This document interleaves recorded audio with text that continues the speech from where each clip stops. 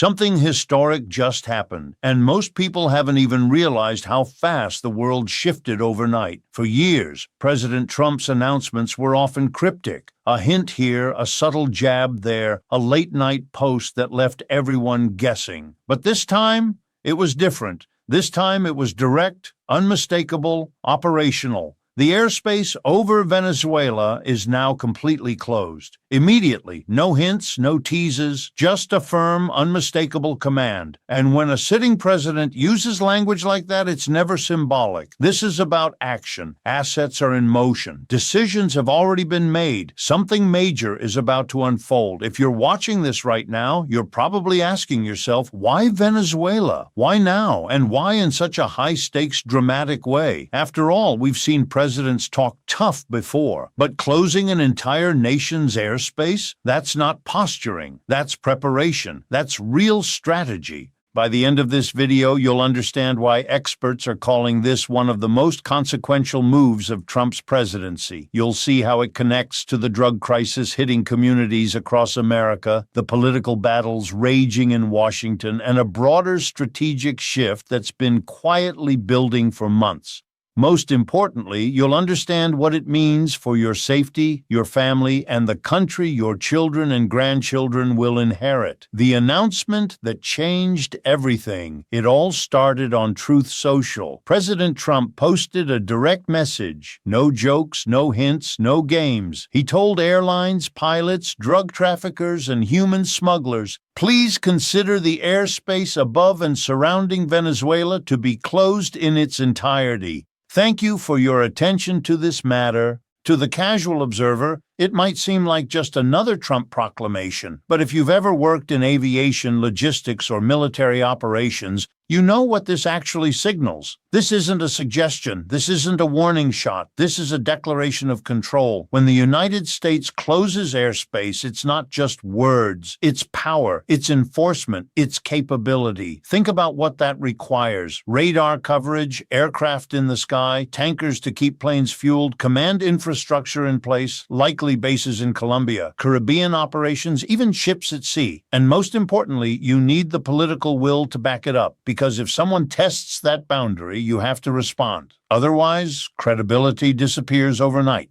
And the U.S. isn't bluffing. The USS Gerald R. Ford, one of the most advanced aircraft carriers ever built, is already in Caribbean waters with its full strike group, a floating city of military might, including fighters, guided missile destroyers, cruisers, submarines, and support vessels. This kind of firepower isn't just for show. It's readiness, it's preparation for multiple possible outcomes. Why this matters for Americans. This isn't just about foreign policy. This is about one of the biggest threats to American families right now, the drug crisis. Venezuela is at the heart of it.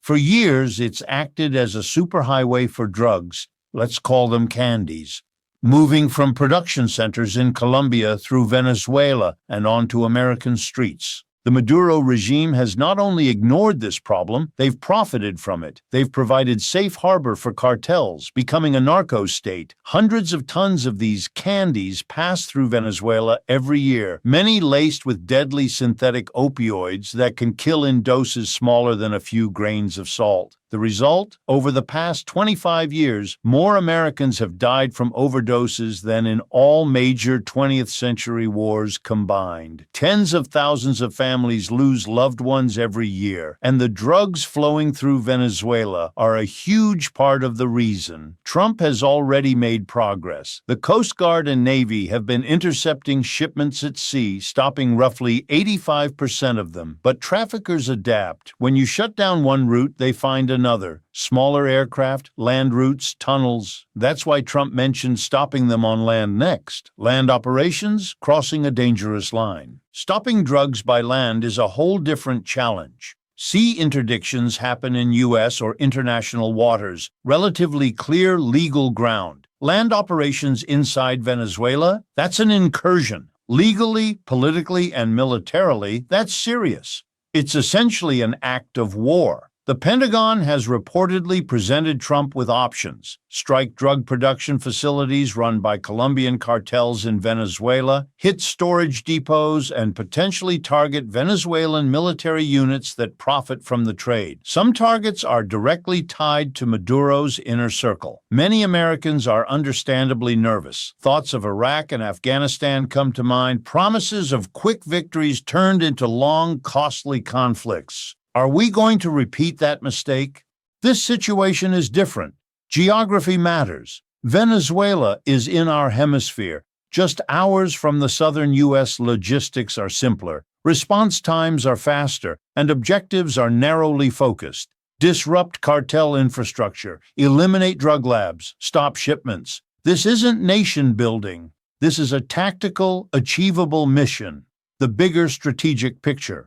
Venezuela isn't isolated. China, Russia, and Iran are all involved. China is Venezuela's largest trading partner, investing billions in oil, infrastructure, and mining. Russia has sent military advisors, conducted exercises, and reportedly set up intelligence facilities. This is reminiscent of the Cold War. Then, the Soviet Union tried to place missile bases in Cuba, and the U.S. drew a red line. Now the U.S. is drawing a line again. Our hemisphere is off-limits to hostile powers. Trump's hemispheric defense strategy shifts U.S. priorities. Instead of overextending in faraway regions, focus on the Western Hemisphere. Secure neighbors, cut smuggling routes, dismantle criminal networks, and push back against foreign influence. This is not isolationism. It's smart prioritization. Political firestorm at home. While international tension builds, domestic politics are heating up. Republican Senator Lindsey Graham faces backlash over his role in the 2021 Afghan evacuee situation.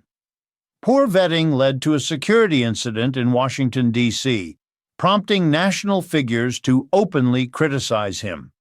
This domestic controversy ties directly to Venezuela.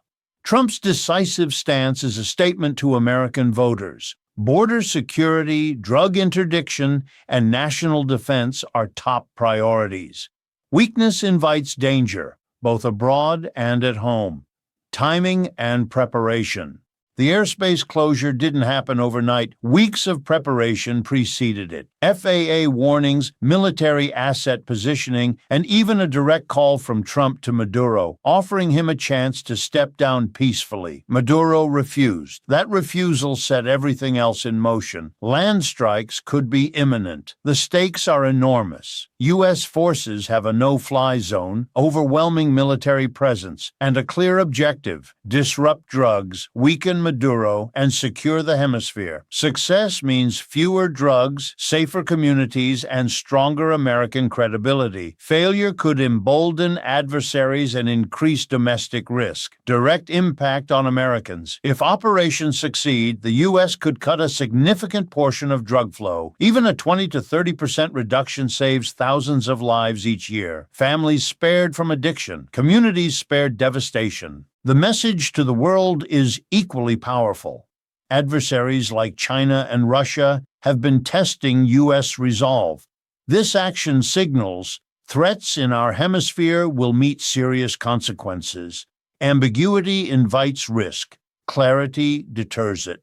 Addressing escalation concerns. Some worry about escalation, retaliation, foreign involvement, or conflict spiraling. These are valid concerns.